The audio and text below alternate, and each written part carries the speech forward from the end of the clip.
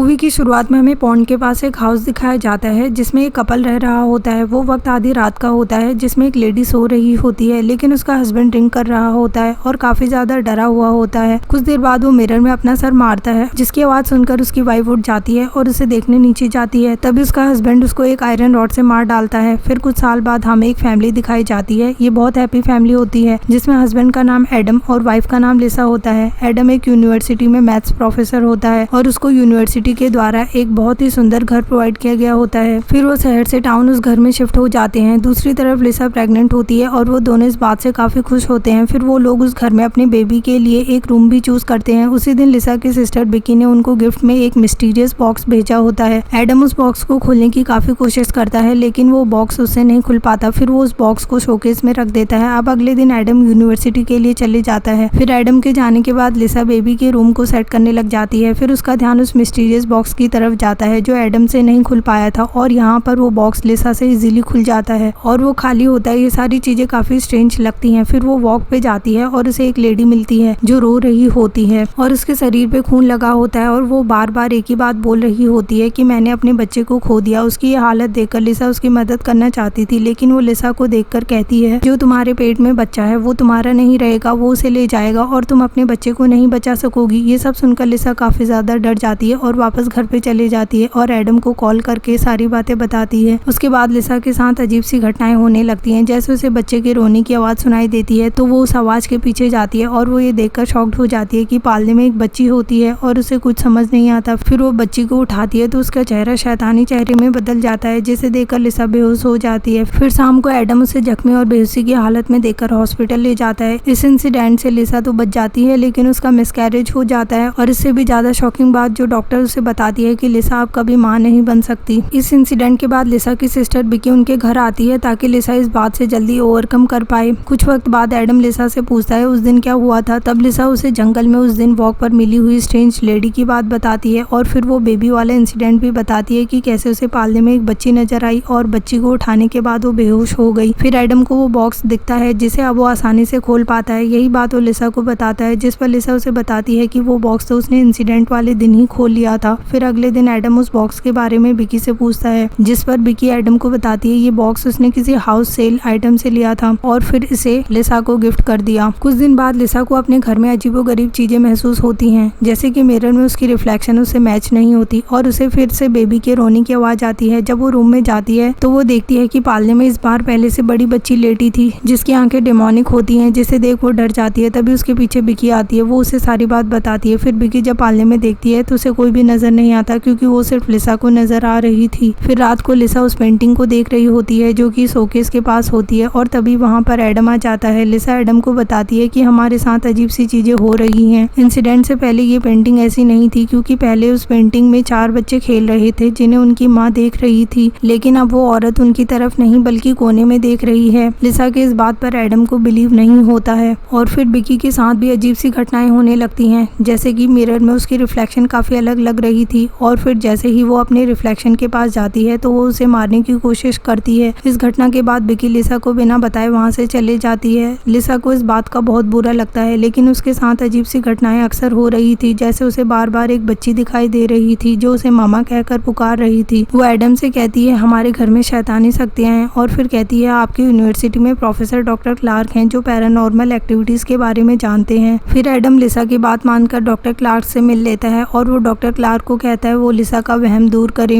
और जब doctor Clark उनके घर में आते हैं तो उन्हें काफी अजीब सी चीजें महसूस होती हैं और वो लिसा को कहते हैं जो भी तुम लोगों के साथ अजीब चीजें हो रही हैं उनकी वजह ये घर नहीं है बल्कि कुछ और है। और फिर उन्हें वो मिस्टीरियस बॉक्स मिलता है और जिसे छूकर वो ये समझ जाते हैं कि उस बॉक्स में एक शैतानी शक्ति कैद थी, लेकिन जैसे ही उस बॉक्स को ओपन किया वो आजाद हो गई और वो उस इंसान के साथ ही रहेगी जिसे उसने ओपन किया था। इन बातों से एडम को गुस्सा आ जाता है और वो डॉक्टर क्लार्क को बाहर निकाल देता है। फिर उसी रात एडम को एक लेडी और ओल्ड लेडी बुरी तरह डरा देती है और अब एडम को भी बिलीव हो जाता है तो डॉक्टर क्लार्क को फिर से बुलाता है। तब डॉक्टर क्लार्क अपने रिसर्च से उन्हें बताते हैं कि उस बॉक्स में कैद शैतान का मकसद केवल अनबॉर्न बेबी को मारना है। वो बॉक्स सिर्फ प्रेग्नेंट लेडी से ही ओपन होता था और वो शैतान बाहर आते ही उन बच्चों को मार डालता था और जो बच्चे लिसा को नजर आते थे वो उसके अनबॉर्न बेबी के टाइप्स थे। इसलिए लिसा को पहले छोटी बच्ची नजर आई और फिर उसे बड़ी बच्ची नजर आने लगी। अब इस डेविल को मारा तो नहीं जा सकता था, लेकिन सिर्फ बॉक्स बॉक्स में कैद किया जा सकता था और उस शैतान को कैद करने के लिए सेक्रीफाइस करना पड़ता था, यानी कि जिस लेडी ने उस बॉक्स को खोला था अगर उसे मार दिया जाए तो वो शैतान कैद हो सकता था। और इसी वजह से पहली फैमिली में उस आदमी ने अपनी वाइफ को मार डाला था और जंगल में नजर आने वाली लेडी उसी औरत की सोल थी जिसको उसके पति ने मार डाला था। एडम लाख कोशिशों के बाद भी लिसा को नहीं बचा पाता क्योंकि वो डेविल उसे पजेस कर देता है और पजेस्ड होने के कारण एडम लिसा को मार डालता है और वो डेविल फिर से उस बॉक्स में कैद हो जाता है और एडम को जेल हो जाती है और जेल जाने से पहले वो बॉक्स बिकी को दे देता है। अब ये सब कुछ बिकी के साथ होने वाला था क्योंकि वो भी प्रेग्नेंट थी और इसी के साथ ये मूवी यहीं पर एंड हो जाती है। Thanks for watching.